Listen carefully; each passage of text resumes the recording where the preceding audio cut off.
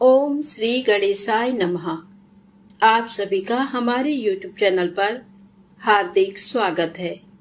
आइए सुने गणेश जी की पौराणिक कथाएं। साथ में सुनेंगे धन समृद्धि प्रदान करने वाली, बरकत देने वाली माता अन्नपूर्णा की कथा। प्रेम से बोले गणेश जी महाराज की जय हो। बहुत समय पहले की बात है। एक गांव में एक भाई बहन रहते थे। भाई बहुत गरीब था, पर उसकी बहन पैसे वाली थी। जब बहन के ननद का विवाह था, तब बहन ने ना तो अपने भाई को विवाह में आने का निमंत्रण दिया और ना ही कोई चिट्ठी भेजी। भाई को बाहर वालों से पता चला कि उसके बहन के ननद का विवाह है। भाई ने अपने गांव वालों को बताया। तब गांव वालों ने अपने घर से चुनरी, बिछिया और साड़ी जैसा जिनसे बन पड़ा कन्या के लिए दिया। भाई सारा सामान लेकर बहन के गांव पहुंचा। बहन के घर जाने पर बहन की देवरानी बोली, भाभी जी, आपके भाई आए हैं। बहन ने पूछा, कैसे आए हैं और क्या पहना है? तब देवरानी ने कहा, पैदल आए हैं, फटी पगड़ी, फटी धोती पहने हैं। बहन बोली, मेरे ससुर हवेली के सामने दुकान में बैठे हैं, मुझे शर्म आती है। भाई को बोलो पीछे के दरवाजे से आए। भाई के आते ही बहन ने भाई को एक कमरे में बंद कर बाहर से ताला लगा दिया। एक तरफ लड़की का विवाह हो रहा था, गाजे बाजे बज रहे थे, अतिथियों को भोजन कराया जा रहा था, और दूसरी तरफ भाई को कोई भी पानी तक पूछने वाला न था। तभी भांजे की बहू को दया आई और उसने दरवाजा खोल दिया। दरवाजा खुलते ही भाई वहां से भागा। 2 दिनों के भूखे प्यासे रहने के कारण उसे चक्कर आने लगे। रास्ते में एक गणेश जी का मंदिर था, वहां जाकर गिर गया और रोते रोते गणेश भगवान को अपनी व्यथा सुनाई और बोला, हे गणेश जी महाराज, आज मेरी गरीबी के कारण से मेरी सगी बहन ने मुझे धिक्कार दिया। घर जाने पर मेरी पत्नी, मेरे बच्चे जब पूछेंगे कि विवाह से क्या मिठाई लेकर आए हैं, तो मैं क्या जवाब दूंगा? तब गणेश जी को उस पर दया आ गई और गणेश जी भगवान बोले, मेरे बगीचे से ककड़ी और तरबूज तोड़कर ले जा। तब भाई ने ककड़ी तोड़कर झोला भर लिया और अपने घर गया। घर जाते ही बच्चों ने पूछा, पिताजी, बुआ के यहाँ से हम लोगों के लिए क्या लाए हैं? झोला खोलते ही छोटे तरबूज सोने के गेंद में बदल गए। बाकी तरबूज काटे तो उनमें से हीरे मोती निकले। पत्नी बोली, आप बहन के घर से इतना कुछ क्यों लाए? आपकी बहन ने हम लोगों को बहुत ज्यादा दे दिया है। भाई ने कुछ भी जवाब नहीं दिया। गणेश भगवान की कृपा से उनके दिन बदल गए। भाई का काम धंधा जोरों से चलने लगा। धीरे धीरे गहने, कपड़े, रहने के लिए मकान बन गए। पत्नी बोली, एक बार ननद जी को बुलाकर लाओ। भाई नए कपड़े, नए जूते पहनकर रथ में बैठकर बहन को लेने गया।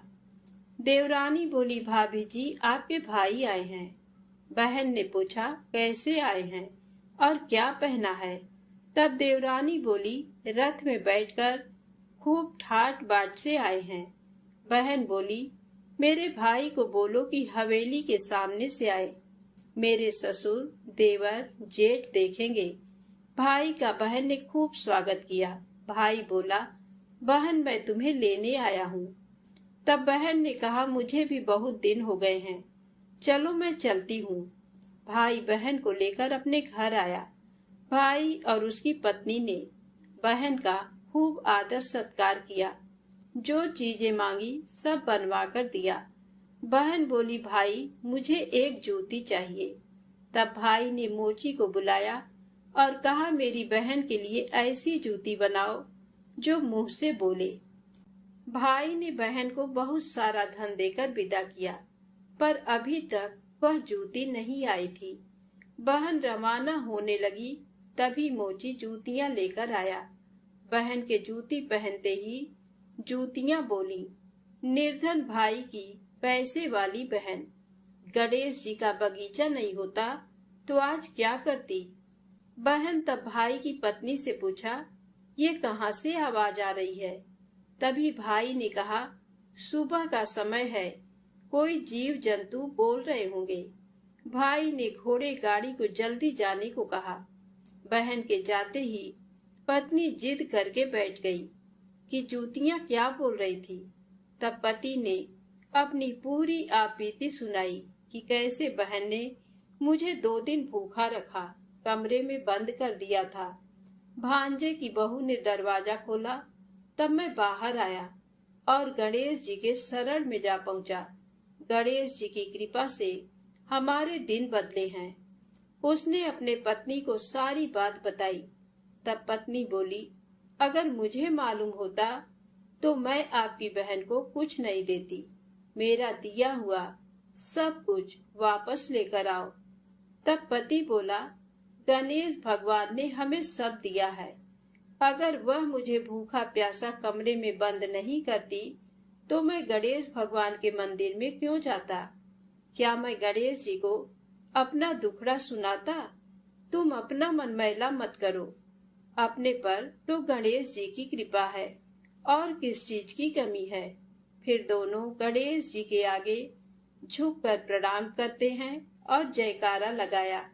हे गणेश जी महाराज, जैसी कृपा आपने गरीब भाई पर करी, वैसे ही अपने सभी भक्तों पर अपनी कृपा बनाए रखना। तो प्रेम से बोले, गणेश जी महाराज की जय हो। अब आइए सुने गणेश जी महाराज की अगली पौराणिक कथा। एक बार देवी तुलसी विवाह हेतु वर ढूंढने के लिए तीर्थ यात्रा पर निकली थी और ढूंढते ढूंढते वह गंगा किनारे पहुंच गई। उस वक्त गणेश भगवान गंगा किनारे तप कर रहे थे। उन्हें देखते ही देवी तुलसी उन पर मोहित हो गई और उनके मन में गणेश भगवान से विवाह की इच्छा उत्पन्न हुई। फिर देवी तुलसी ने गणेश जी के पास जाकर उनका ध्यान भंग कर दिया। आंखें खोलने के बाद गणेश भगवान के सामने देवी तुलसी खड़ी थी, लेकिन सामने एक स्त्री है, इसलिए अपने क्रोध को नियंत्रण में रखकर गणेश भगवान ने पूछा, आप कौन है देवी और मेरा ध्यान भंग करने का क्या कारण है। जवाब में देवी तुलसी ने अपने परिचय के साथ गणेश जी से विवाह की बात कर ली। उत्तर में गणेश जी बोले, देवी मैं ब्रह्मचारी हूँ, उस वजह से मैं विवाह नहीं कर सकता। अपने विवाह प्रस्ताव के लिए ना सुनने के बाद देवी तुलसी क्रोधित हो गई और उन्होंने गणेश जी को श्राप दे दिया कि उनका ब्रह्मचर्य टूटेगा और उनके 2 विवाह होंगे।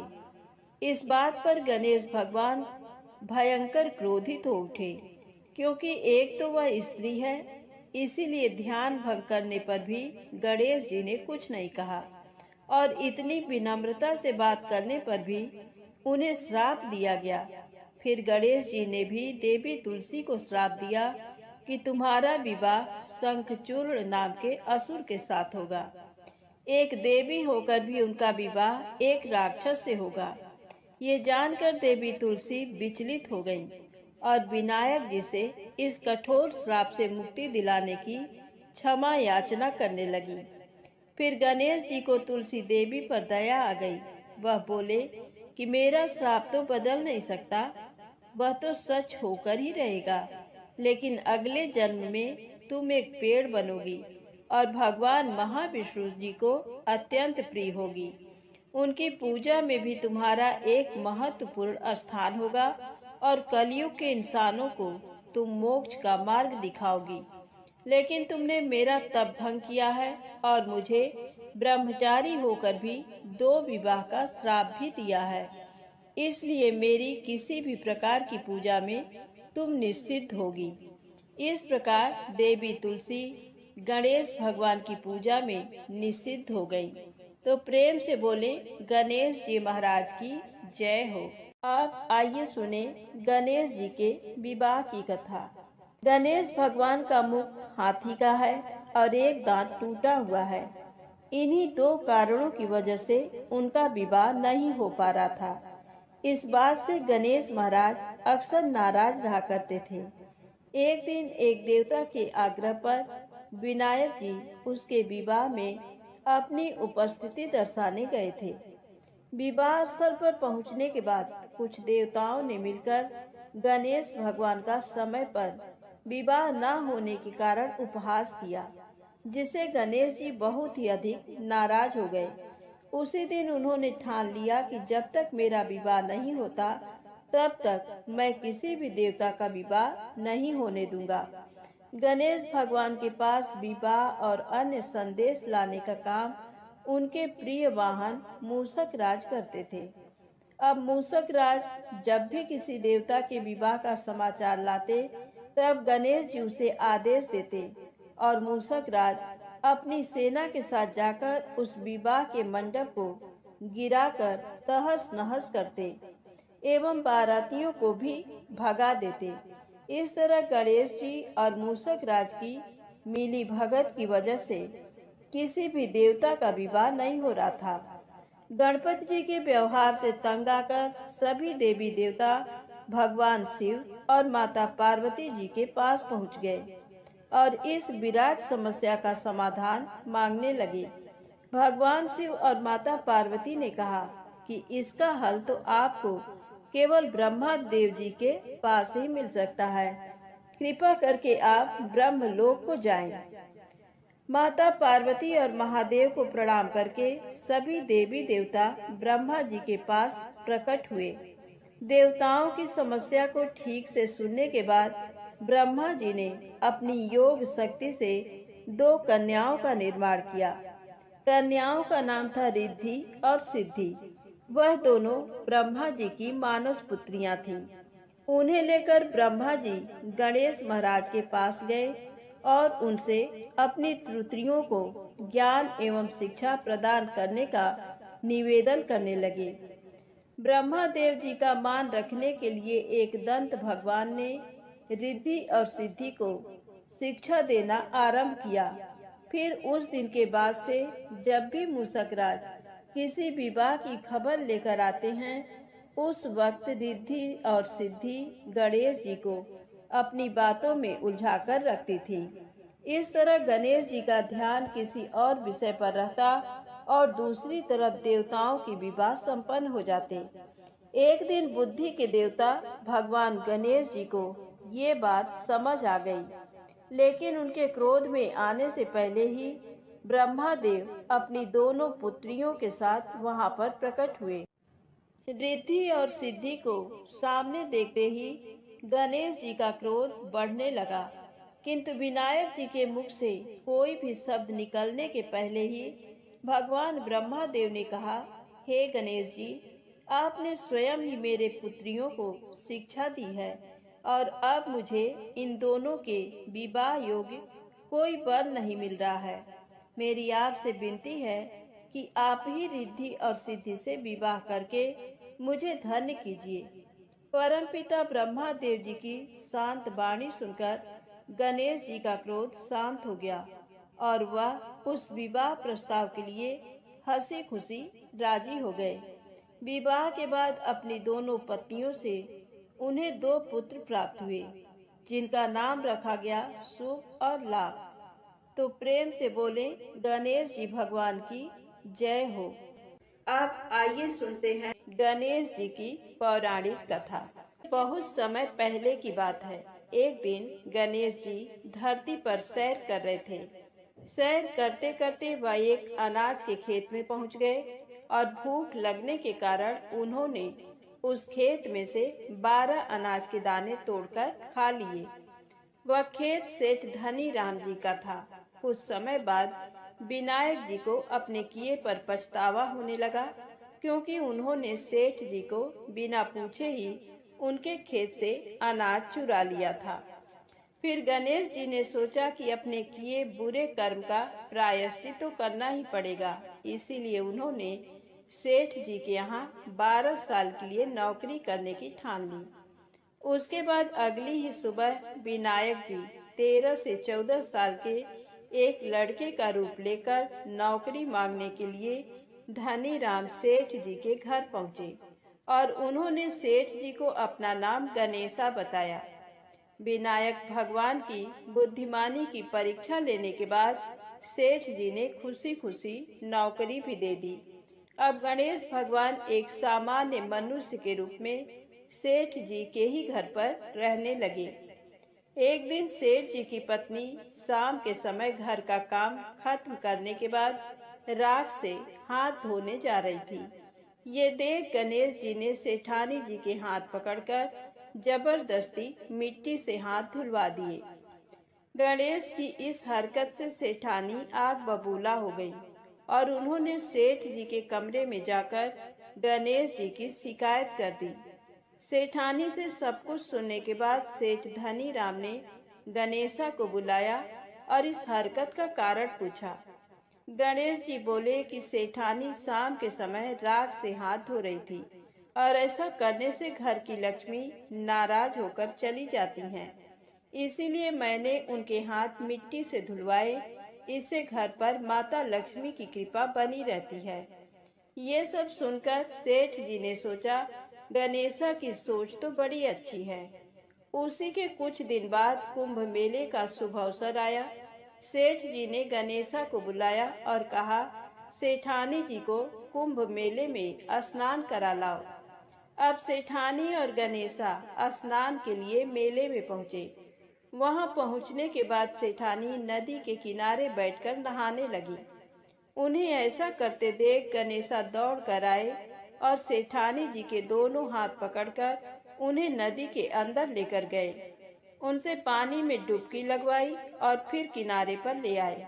अब गणेशा की इस हरकत से तो सेठानी का गुस्सा 7वें आसमान पर पहुंच गया। सेठानी जी घर आते आते पूरे रास्ते गणेशा को ताने पर ताने मार रही थी, लेकिन गणेश भगवान सब कुछ शांति से सुन रहे थे। घर आते ही सेठानी ने सेठ जी के पास फिर से गणेशा की शिकायत कर दी। सेठ जी ने तुरंत ही गणेशा को बुलाया और पूछा, तुमने ऐसा क्यों किया? गणेश जी बोले, सेठ जी, सेठानी नदी के किनारे बैठकर गंदे पानी से नहा रही थी। मैंने इनको बीच नदी में ले जाकर साफ पानी में डुबकी लगवाई। ऐसा करने से उन्हें अगले जन्म में बहुत बड़ा राजपाट और वैभव मिलेगा। सेठ जी ने सोचा कि गणेशा के विचार कितने अच्छे हैं, मेरे परिवार का भला सोचता है। कुछ दिन बाद सेठ जी के घर पर पूजा थी। पंडित जी आने के बाद सेठ जी ने गणेशा से कहा, जाओ और सेठानी जी को बुला कर लाओ। सेठ जी के आज्ञानुसार गणेश जी सेठानी को बुलाने गए। उस वक्त सेठानी काली चुनरी ओढ़कर कमरे से बाहर आ रही थी। ये देखते ही विनायक जी ने वह काली चुनरी उतारकर फाड़ दी और कहा कि पूजा के लिए लाल रंग की चुनरी ओढ़कर आइए।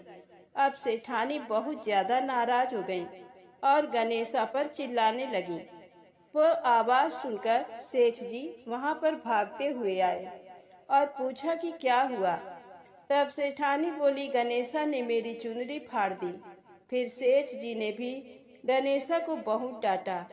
जवाब में गणेश जी ने कहा कि सेठ जी, पूजा में कभी काला वस्त्र नहीं पहनते, इससे शुभ काम सफल नहीं होते, इसीलिए मैंने ऐसा किया। सेठ जी ने सोचा कि गणेश है तो बहुत ही समझदार। इसी तरह लीला रचाते हुए उसी घर में गणेश जी के 12 साल बीत गए। फिर एक दिन सेठ जी ने नया कारोबार शुरू करने से पहले घर में पूजा रखी थी।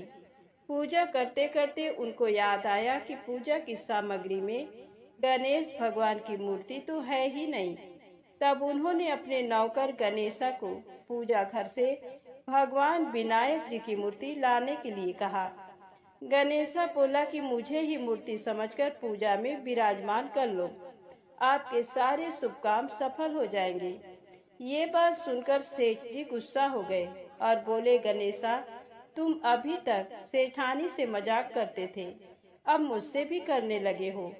उत्तर में गणेश जी ने मुस्कुराते हुए कहा, नहीं सेठ जी, मैं मजाक नहीं कर रहा, मैं सत्य वचन कह रहा हूँ। इतना कहने के बाद नौकर गणेश ने अपना असली भगवान स्वरूप धारण कर लिया। साक्षात गणेश भगवान को सामने देखते ही सेठ और सेठानी उनके चरणों में लीन हो गए और उन्होंने अपनी पूजा संपन्न कर ली। उसके पश्चात गणेश जी देखते ही देखते अंतर ध्यान हो गए।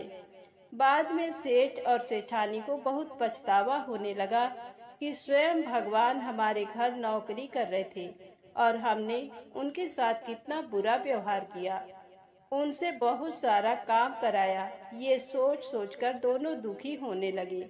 फिर उसी रात सेठ और सेठानी के सपने में गणेश भगवान प्रकट हुए और उन्हें समझाया कि मैंने 12 साल पहले तुम्हारे खेत से 12 अनाज के दाने बिना पूछे तोड़ लिए थे और उसी कर्म का दोष दूर करने के लिए मैं 12 साल से तुम्हारे घर नौकरी कर रहा था। अगले ही दिन से सेठ जी पर गणेश भगवान की माया हो गई। उनका व्यापार दिन दोगुना और रात चौगुनी तरक्की करने लगा। धनी राम सेठ जी के जीवन की काया पलट हो गई। हे गणेश जी महाराज, जैसी माया आपने धनी राम सेठ जी पर की, वैसी ही माया इस कहानी को पढ़ने वाले और सुनने वाले हर एक व्यक्ति पर करना। कथा अधूरी हो तो इसे पूरी करना और अगर हमसे कोई गलती हो गई हो तो उसे क्षमा करना। प्रेम से बोलें, गणेश जी महाराज की जय हो। आइए सुने धन समृद्धि प्रदान करने वाली माता अन्नपूर्णा की बड़ी ही दुर्लभ कथा। प्राचीन काल की बात है। पुरुषोत्तमपुर नामक ग्राम में एक बहुत धर्मात्मा सेठ जी रहा करते थे। उनके 5 पुत्र और एक सबसे छोटी पुत्री थी और उसका नाम गौरी था। सेठ जी का भरा पूरा परिवार था। सेठ जी ने अपने सभी 5 पुत्रों का विवाह कर दिया था और जब छोटी बेटी गौरी विवाह की योगी हुई तो उन्होंने उसका विवाह एक दूसरे नगर के अपने ही समान धनी परिवार में कर दिया। अब सेठ जी की पुत्री गौरी दुल्हन बनकर जिस घर में गई, वहां उसका पति अपने माता पिता का इकलौता पुत्र था। अब गौरी बड़े ही प्रसन्नता पूर्वक अपने ससुराल में रहने लगी। गौरी बड़ी ही सदाचार, गुणवान तथा रूपवती थी। एक दिन की बात है, जब 1.25 महीना हो गया, तब सास ने गौरी को रसोई संभालने के लिए दे दिया। रसोई की सारी बातें समझा दी। गौरी अपने सासू माँ का पांव छूकर रसोई में प्रवेश करती है। तब सास ने कहा, बहू, रोज सुबह जल्दी उठकर पूजा पाठ करके रसोई में प्रवेश करना, फिर खाना बनाना। रोटी बनाते समय पहली रोटी गाय को, अंतिम रोटी कुत्ते को बनाना मत भूलना। इस प्रकार सास ने गौरी को सब कुछ समझा दिया। गौरी 4 लोगों के लिए खाना बनाती है और खाना बनाकर अपने पूरे परिवार को खिलाती है। जब अंत में खुद खाने के लिए बैठी, तब वह देखती है कि उसके लिए तो रोटी बची ही नहीं। अब क्या करे? वह चावल, दाल और सब्जी खाकर पानी पी लेती है। अब जब शाम होती है, तब गौरी ने सुबह से ज्यादा आटा लगाया और रोटी सब्जी बनाकर रख देती है। जब रात्रि में सब लोग खा लेते हैं, तो फिर से जब गौरी खाने के लिए बैठी, रोटी का डब्बा खोलती है तो उसमें एक भी रोटी नहीं थी। ये देखकर उसे बड़ा ही आश्चर्य होता है कि उसने तो सुबह से भी ज्यादा आटा लगाया था, लेकिन रोटियां बची ही नहीं। अब वह सिर्फ सब्जी खाकर पानी पीकर सो जाती है। अगले दिन फिर उसने कल से 2 गुना ज्यादा आटा लगाया और रोटियां बनाई, लेकिन फिर से उसे रोटी नहीं मिली। सभी रोटियां खत्म हो गई थी। अब उस दिन भी आधे पेट खाना खाकर ही उसे रहना पड़ा। इसी प्रकार गौरी चाहे जितना भी आटा लगाती, रोटियां उसे नहीं बचती।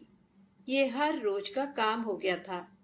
वह सोचने लगी, आखिर कौन नहीं चाहता कि मैं रोटियां नहीं खाऊं, मेरा पेट ना भरे।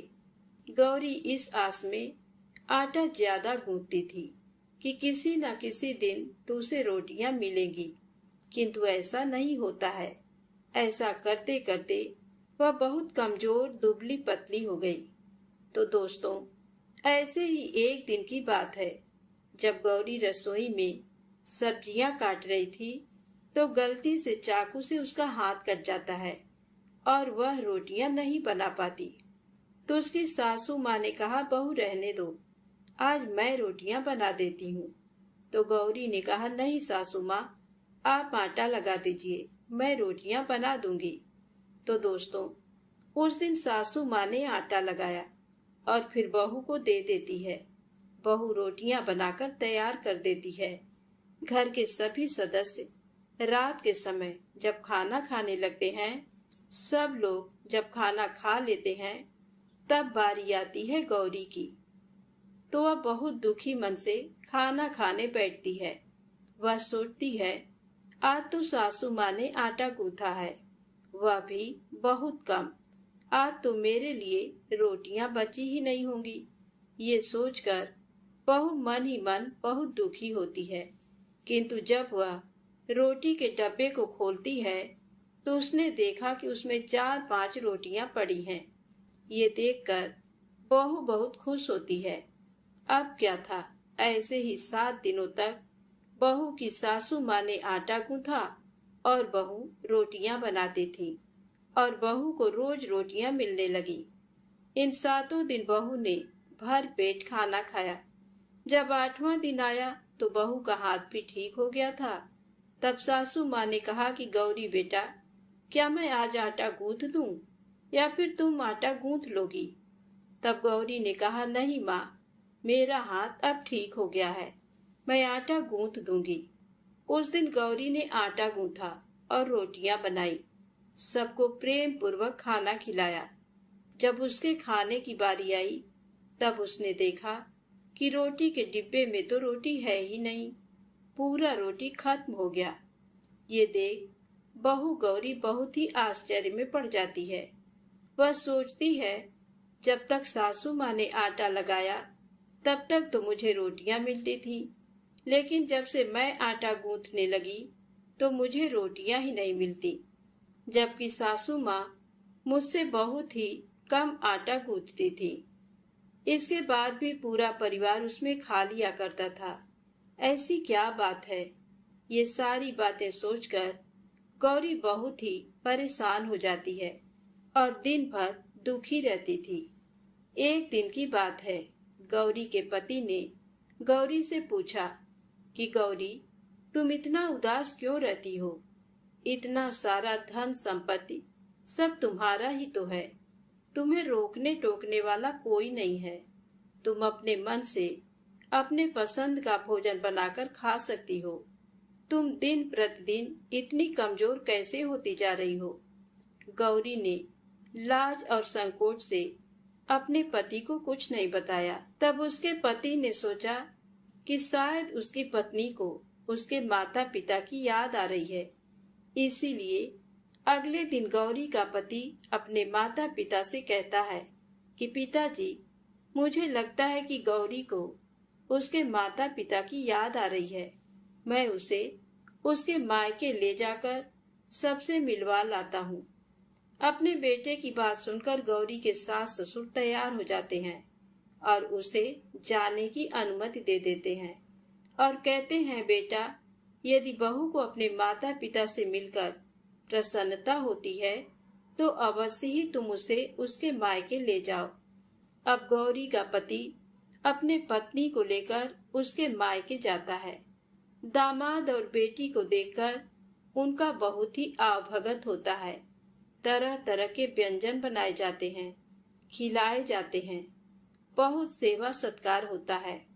उसी दिन रात्रि में समय मिलने पर गौरी की माँ ने अपनी बेटी को कोने में ले जाकर पूछा, बेटी, तुम इतनी दुबली पतली कैसे हो गई? तुम तो बहुत ही कमजोर दिख रही हो। क्या बात है? तुम्हें कौन सी बात खाई जाती है? क्या तुम्हारे ससुराल वाले तुम्हारी चिंता नहीं करते, तुम्हें दुख देते हैं? या ऐसी कौन सी बात है जिससे तुम्हारी ये दशा हो गई है? अपनी माँ की बातें सुनकर गौरी अपनी सारी परेशानी, सारी चिंताएं, सब कुछ बताती है। अपनी बेटी की बात सुनकर गौरी की माँ ने कहा, बेटी, हमें लगता है माता अन्नपूर्णा तुमसे नाराज हो गई हैं। इस विषय में तो मैं कुछ नहीं कर सकती, क्योंकि तुम्हारे ससुराल में हमारा बोलने का कोई अधिकार नहीं है।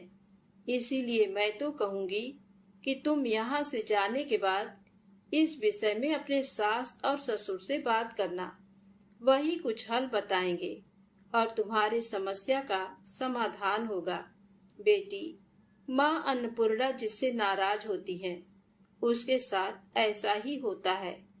अब अपनी माँ की बातें सुनकर गौरी निश्चय करती है कि वह सारी बातें अपने सासू माँ से कहेगी।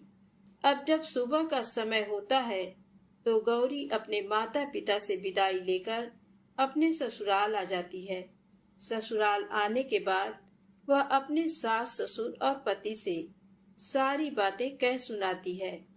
वह कहती है, माँ जी, जब से मैंने रसोई संभाला है, मैं खाना बनाती हूँ, तब से मुझे एक भी दिन रोटियां नहीं बचती। मैं बिना खाए ही सो जाती हूँ। किसी किसी दिन पानी पीकर सो जाती हूँ। किसी किसी दिन चावल सब्जी खाती हूँ। रोटी तो मुझे मिलती ही नहीं है। और माँ जी, आपको याद है, मेरा हाथ कटा था, तब आप उस समय आटा गूंथा करती थी, और वह भी बहुत कम। फिर भी मुझे रोटियां बचा करती थी और मैं भर पेट खाना खाती थी। लेकिन अब जब मेरे हाथ का घाव ठीक हो गया, तब से मैं फिर से आटा गूंथने लगी और रोटियां बनाने लगी। अब मुझे फिर से रोटियां नहीं बचती। मैं आधे पेट ही खाना खाती हूँ। अपनी बहू की बातें सुनकर सास को सब कुछ समझ में आ गया। उसने कहा, बहू, ये शायद मेरी ही गलती है। मैंने तुम्हें सब कुछ बताया, सब कुछ सिखाया, लेकिन एक बात तो बताना भूल ही गई। ऐसा कहकर सास अपनी बहू का हाथ पकड़कर गौरी को रसोई में ले जाती है। एक परात में आटा निकालकर उस आटे को अच्छे से गूंथती हैं। गूंथने के बाद उस गूंथे हुए आटे पर अपने उंगलियों के 5 छाप लगा देती हैं और कहती हैं, बहू, ये माँ अन्नपूर्णा का छाप होता है, उनका चिन्ह माना जाता है। आटा लगाने के बाद कोई भी स्त्री इस तरह छाप लगाती है तो उसके घर में बरकत होती है। इसका अर्थ ये है कि माँ अन्नपूर्णा की कृपा सभी परिवार वालों पर बरसे और कोई भी सदस्य भूखे पेट ना सोए। बहू, मैं तुम्हें ऐसा बताना भूल गई। आज से तुम आटा लगाते वक्त आटे पर अपना 5 उंगलियों का छाप छोड़ देना और माँ अन्नपूर्णा तुम्हारे ऊपर अवश्य ही कृपा करेंगी और तुम कभी भी खाली पेट, भूखे पेट नहीं सोओगी। ये बरकत का चिन्ह होता है।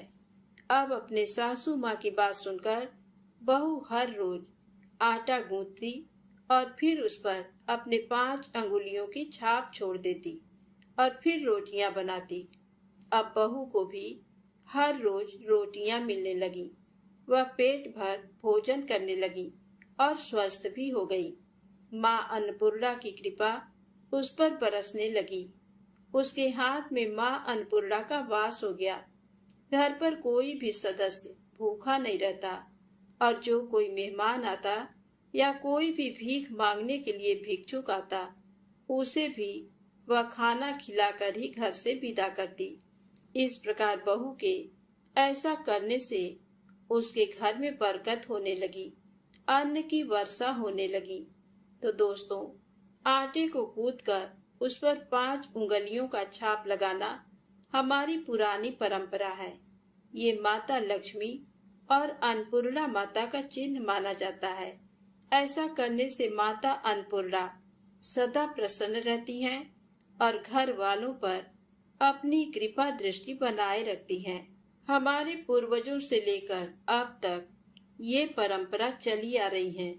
सभी माताएं बहनें अपने 5 अंगुलियों की छाप आटे पर अवश्य ही लगाती हैं और माँ अन्नपूर्णा से प्रार्थना करती हैं कि सबका पेट भरना, सबका कल्याण करना और घर में अन्न धन की वर्षा करना।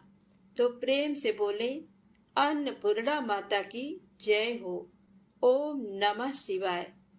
जय माता दी, जय भोलेनाथ।